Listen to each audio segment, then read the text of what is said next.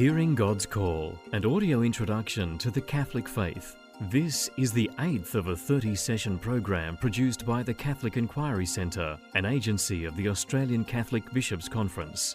The title of this session is God's Call, Saints and Heroes, Part 3. In this session, we look at two different stories of call or vocation. The first story tells of a young woman, Thérèse of Lisieux, who found God in the midst of the small joys and sufferings of life. The second story tells of a bishop, St. Francis de Sales, who, in the midst of violence and division, wrote about the rich diversity of the Christian life. St. Thérèse of Lisieux. Thérèse was a young woman. Although she had no grand or extraordinary experiences of God, in 1997 she was proclaimed a Doctor of the Church, one of only 3 women to be so proclaimed. Thérèse Martin was born in Normandy, France in 1873, and after seeking special permission, joined the Carmelite nuns at the age of 15. Carmelite nuns live in an enclosed monastery, which they very rarely leave. Their small, simple rooms are called cells. At that time, some believed that because of sin, God was angry. A common but mistaken belief was that God's anger needed to be appeased by voluntary self-punishment. These beliefs led to an image of God as a harsh judge. Observed to be a woman of holiness, Thérèse was asked by her superior to write her autobiography, The Story of a Soul. Through her writing, Thérèse showed how she grasped the central truth of the gospel that God's merciful saving love is for everyone without exception. Thérèse had a strong desire that all should know this truth and respond to God in trust, no matter what their condition, sinner or saint. Her teaching has rescued convicted criminals, alcoholics, and other addicts from despair.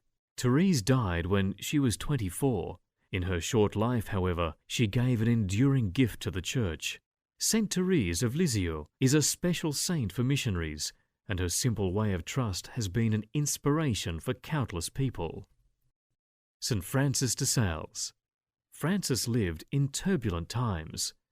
During the 16th century, the Church had undergone a split through the Protestant Reformation.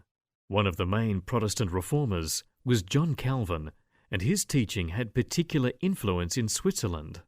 In the early part of the 17th century, Francis de Sales was appointed to be the Bishop of Geneva in Switzerland. However, he could not live in Geneva as the followers of Calvin were hostile towards Catholics. Francis lived instead in the border region of France, and from there ministered to the people of Geneva. His most famous book is called Introduction to the Devout Life. The following passage takes some ideas from this book and adapts them to current circumstances. In God's eyes, it does not make any difference if one is the Prime Minister, an Archbishop, the Chief Executive Officer of a large company, parents working hard to raise children, a worker on a construction site, or someone who, through illness or accident, is restricted in what they can do. Each one is precious and special, and each has a unique call. This means that each of us has a different way of praying, a different way of living, a different way of being holy, of living our life in the presence of God. A busy mother caring for children is not expected to live and pray like a nun. Parents working to provide for the security of their family are not expected to see buying a house and saving money as a Franciscan friar might view such activities. Real devotion consists in living one's calling from God, living one's particular vocation with integrity. The call to holiness is universal. The manner in which one is holy is particular and individual. True prayer hinders nothing which is good.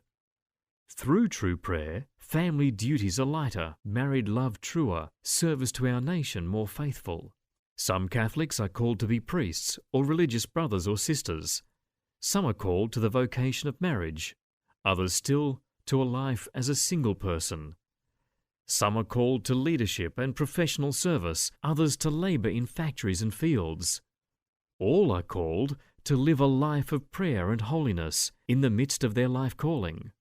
In the eyes of God, the father working long hours on the factory floor to support his family can be living a life of holiness equal to the Carmelite nun who spends hours in solitary prayer and contemplation.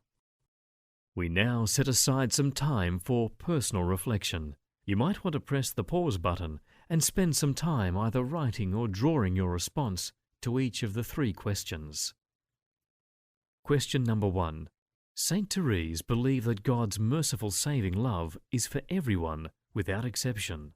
Where do you see God's saving love in your life? Question number 2.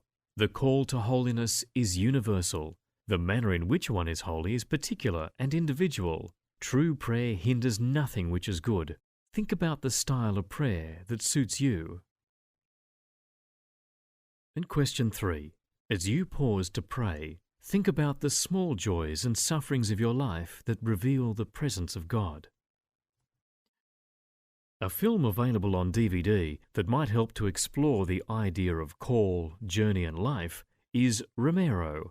Made in 1989, this film was directed by John Dwigan and stars Raul Julia. Raul Julia brings the last years and the martyr's death of Oscar Romero, Archbishop of San Salvador, to life in a powerful way. A bookish priest, Romero was made bishop at a time of oppression and civil clashes. He came to realize the plight of the poor and that his stance against injustice will lead to his death. The last 5 minutes of the film capture all this as he speaks out on radio against the regime. The killers draw lots for his murder, his death during the celebration of Mass. Romero showed openness to the cry of the poor and transformation of understanding of what the gospel means. The director of the film, John Dwigan, is not a Christian, but he is quoted as saying he made the film because practicing Christians ask the most interesting questions about life. We conclude this session with some words from Archbishop Oscar Romero. Planning in the kingdom. It helps now and then to step back and take the long view. The kingdom is not only beyond our efforts, it is even beyond our vision. Lord, we know in whom we believe. We accomplish in our lifetime only a fraction of the magnificent enterprise that is God's work. Nothing we do is complete, which is another way of saying that the kingdom always lies beyond us. Lord, we know in whom we believe. This is what we are about. We plant the seeds that one day will grow. We water the seeds already planted, knowing that they hold future promise. We lay foundations that will need further development. We provide yeast that produces effects far beyond our capabilities. Lord, we know in whom we believe. We cannot do everything, and there is a sense of liberation in realizing that this enables us to do something and to do it very well. It may be incomplete, but it is a beginning, a step along the way, an opportunity for the Lord's grace to enter and do the rest. Lord, we know in whom we believe. We may never see the end results, but that is the difference between the master builder and the worker. We are the workers, not master builders, ministers, not messiahs. We are prophets of a future, not our own.